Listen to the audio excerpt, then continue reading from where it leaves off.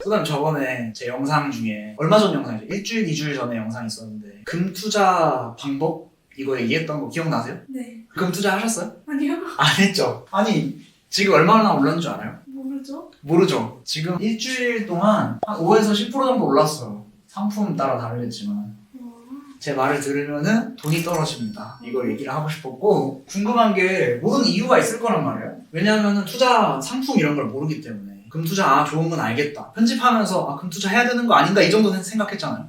해야 하나? 해야 하나? 해야 하나? 나도 해야 하나? 그러니까 근데 실행으로 못 옮긴 게 내가 어떤 상품이 있는지 모르고 그런 것도 또 서칭을 해봐야 되고 하니까 장벽으로 있었던 거죠. 금투자 상품 7가지가 있으니까 정리를 해놓을게요. 나중에 뭐 지금은 또 모르겠지만 나중에 금 또 괜찮다 이러면은 이 영상 보시고 7가지 중에 본인 상황에 맞게 하나 선택해가지고 투자해보는 걸로 이렇게 구독자들한테도 얘기하고 싶어요. 소담 PD님뿐만 아니라 또 억지로 시켜가지고 그런 것 같은데 여튼 이 영상 보시는 분들도 들어보세요. 금투자는 7가지 정도가 있어요. 7가지. 추가로 하나 정도 더 있는데 얘는 금을 채광하는 기업이나 채굴하는 기업 이런 데다 투자하는 방식이 있어요. 이거 너무 어려워.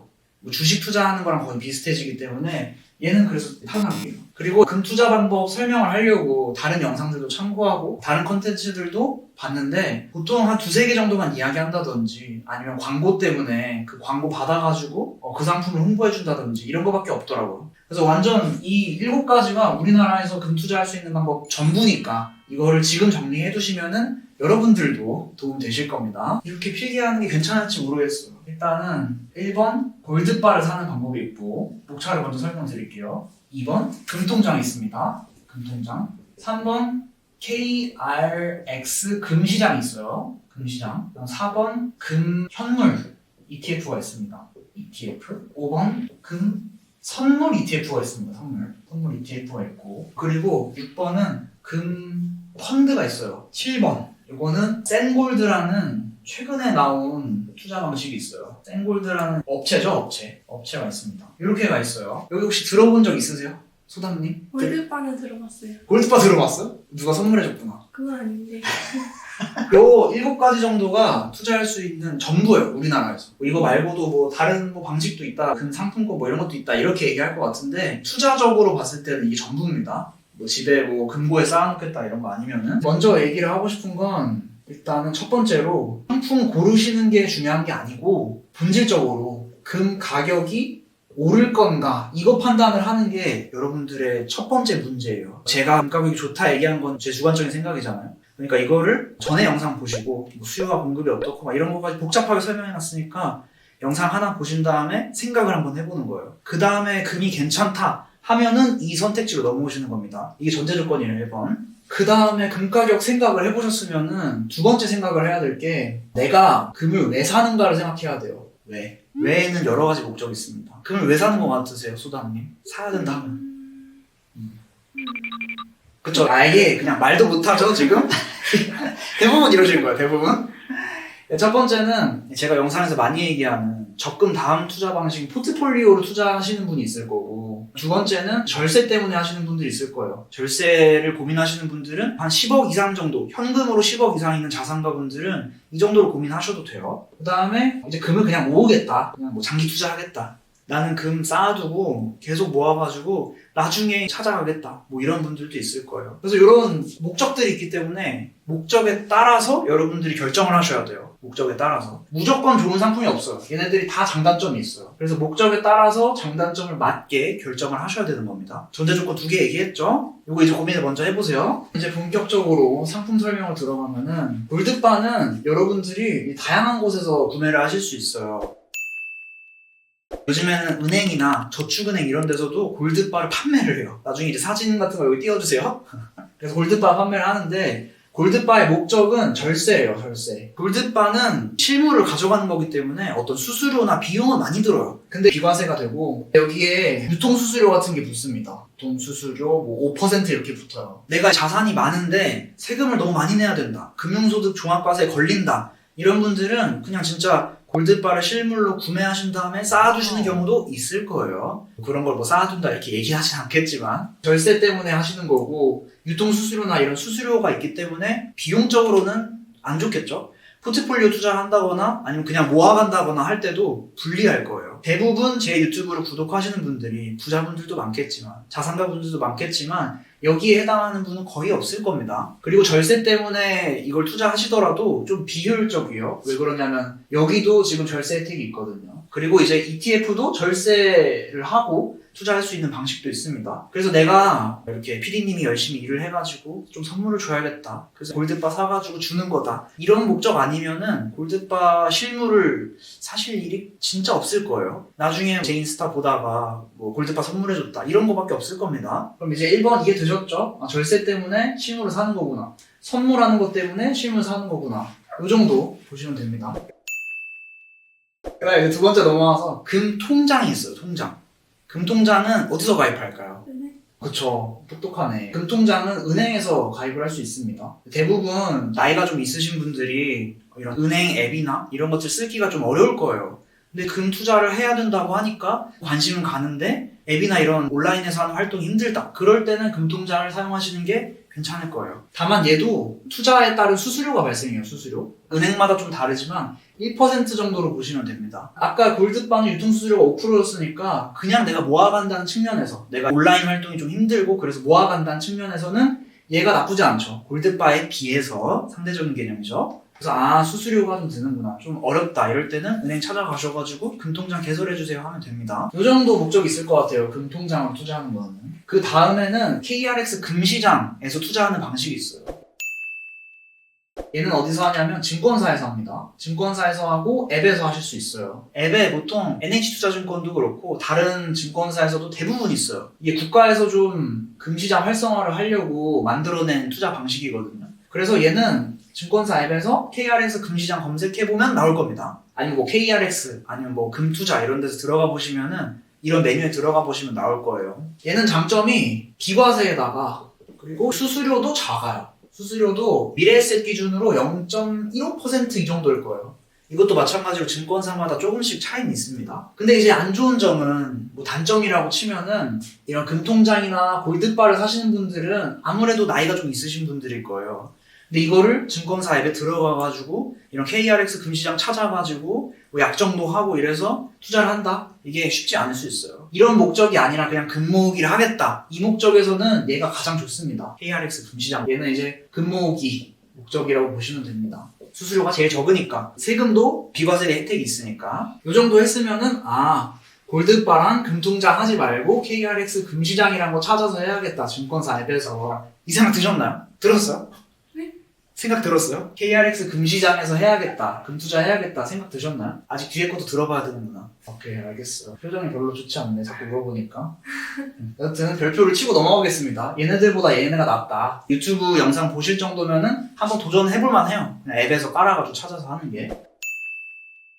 그 다음에 두 가지는 ETF가 있어요. 금 현물이랑 금 선물이 있어요. 현물, 선물 차이가 뭐냐 이런 거 물어볼 수도 있을 것 같은데 이거 설명하려면 너무 오래 걸려요. 일단 현물이랑 선물이랑 다르다 정도만 알고 계시면 돼요. 그냥 투자 방식이 다르다. 투자 방식이 다르다. 둘 다 똑같이 금 시세를 추종을 하는데 ETF에다가 결정적인 차이가 있습니다. 금 현물 ETF 같은 경우는 연금이나 ISA 계좌에 투자할 수가 있어요. 근데 금 선물 ETF는 파생 상품으로 분류되기 때문에 얘네 계좌에 넣을 수가 없어요. 이런 단점이 있습니다. 대신에 아주 중요한 개념이 하나 있는데 금 현물이나 금 선물은 환율에 노출이 돼요. 그러니까 금 선물 ETF 같은 경우는 환율에 영향을 받지 않습니다. 환율이 어떻게 되든 상관없어요. 근데 금 현물은 환율에 영향을 받아요. 이런 차이가 있어요. 만약에 내가 포트폴리오 투자를 한다. 그래서 어떤 레시피를 따라한다. 어떤 포트폴리오를 따라한다. 그러시면은 이 금 선물 ETF 중에서 H 붙은 상품으로 투자하시는 게 가장 비슷하게 투자하는 거예요. 가장 비슷하게. 자, 그러면 정리를 하면은 이렇게 정리할 수 있겠죠? 금현물 ETF 목적은 연금이나 ISA 계좌에 넣는 거다. 금 투자를 할 때